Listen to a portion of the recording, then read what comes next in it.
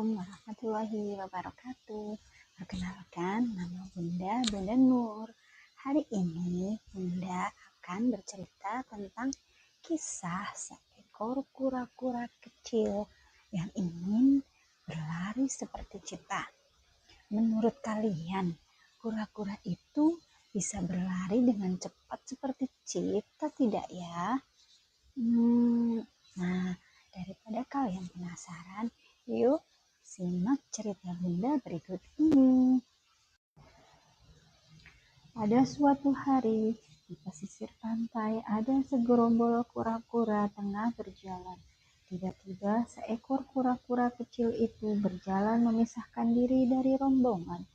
Kura-kura kecil itu bernama Ordo. Dia melihat ada binatang lucu yang melompat dari pohon satu ke pohon yang lain. Ordo, kamu mau kemana? Ibu, aku ingin ke tepi hutan itu.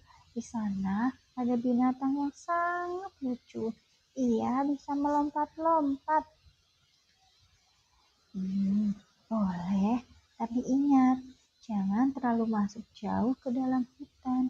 Di dalam hutan itu terlalu berbahaya untukmu. Baiklah, Ibu.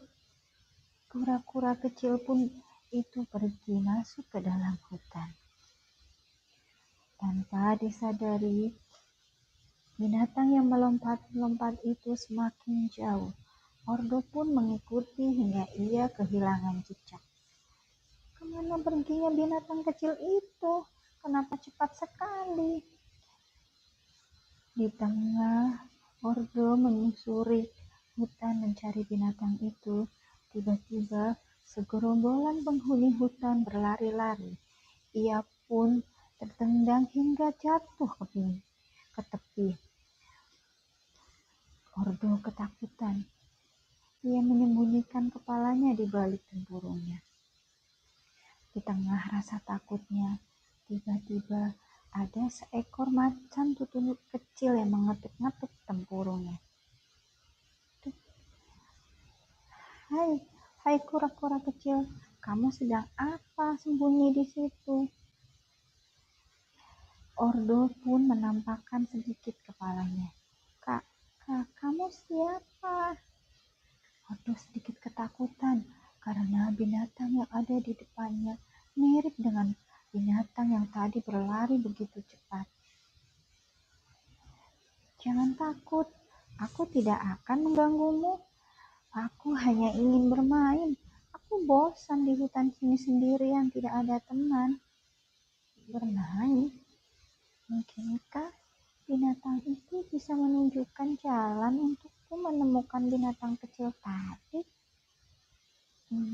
Baiklah, aku mau berteman denganmu dan bermain bersamamu.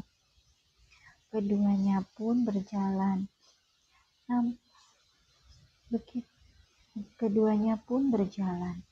Perlahan-lahan, namun belum terlalu jauh dari tempat mereka. Macan kecil itu mulai bosan karena Ordo berjalan sangat lambat. Ia yang terbiasa berlari cepat tidak lagi sabar menunggu Ordo.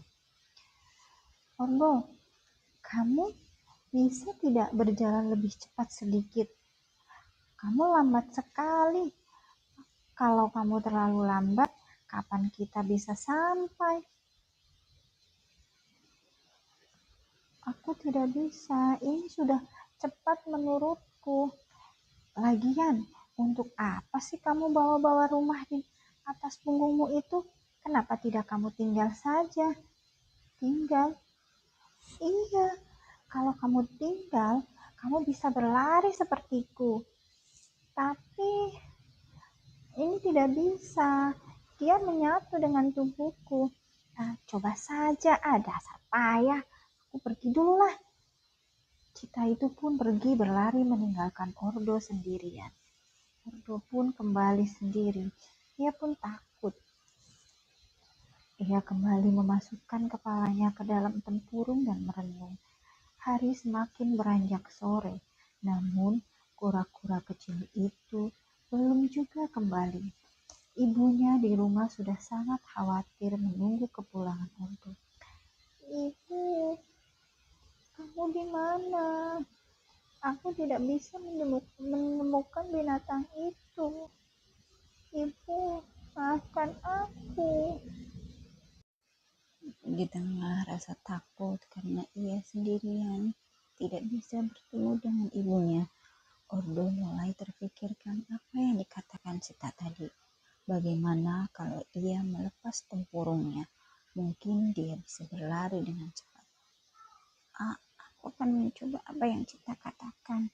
Ordo pun berusaha melepas tempurungnya. Namun, lama-lama ia malah justru merasakan sakit di sekujur tubuhnya. Di tengah usaha melepaskan tempurungnya, tiba-tiba seekor kupu-kupu datang. Hai Ordo, apa yang sedang kamu lakukan? Aku sedang berusaha melepaskan tempurungku supaya aku bisa berlari dengan cepat dan bisa segera bertemu dengan ibu. Ordo, apa yang kamu lakukan justru akan menyakiti dirimu sendiri. Ketahuilah bahwa tempurungmu itu memiliki fungsi yang sangat berarti. Tapi karena tempurung ini yang selalu aku bawa, aku jadi tidak bisa berlari seperti Sita. Ordo, setiap makhluk punya kelebihan dan kekurangannya masing-masing. Tempurungmu itu diciptakan untuk melindungi dirimu dari bahaya. Ketahuilah Ordo, sebelum aku menjadi secantik ini dahulu, aku juga adalah binatang yang sangat dibenci oleh semua makhluk. Dulu, pekerjaanku memakan daun setiap saat. Semua orang, bahkan binatang dan tumbuhan itu membenciku karena aku merusak daun-daun mereka. Namun aku tidak putus asa. Begitu aku makan dengan kenyang, kemudian aku tertidur cukup lama. Kemudian berubah menjadi kepompong. Lalu aku tertawa cukup lama. Kemudian menjadilah aku yang seperti sekarang ini yang dikagumi oleh semua makhluk. Kamu bisa menggunakan tempurungmu itu jika kamu dalam berbahaya, bisa berlindung di situ. Tapi bagaimana aku bisa pulang dengan cepat? Lihatlah danau di ujung sana. Kamu mengikuti aliran, ikutilah alirannya. Kamu akan bertemu. Lihatlah danau di sebelah sisi kananmu. Ikuti alirannya menuju matahari tenggelam. Hingga ke ujung, maka di sana kamu akan bertemu dengan keluargamu. Baiklah, terima kasih kupu-kupu. Sama-sama, sampai jumpa. Semoga kamu cepat bertemu dengan ibumu. Kupu-kupu itu pun terbang tinggi, meninggalkan Ordo sendirian. Ordo pun kembali bersemangat dan masuk ke dalam danau mengikuti aliran menuju matahari tenggelam. Hingga ia akhirnya bertemu dengan ibunya. Sang ibu pun bahagia. Sang ibu bahagia dan merasa lega karena Ordo sudah kembali. Akhirnya keduanya pun hidup berbahagia. Nah, setelah kalian mendengar cerita Bunda tadi, pelajaran apa nih yang bisa kalian ambil dari cerita tersebut?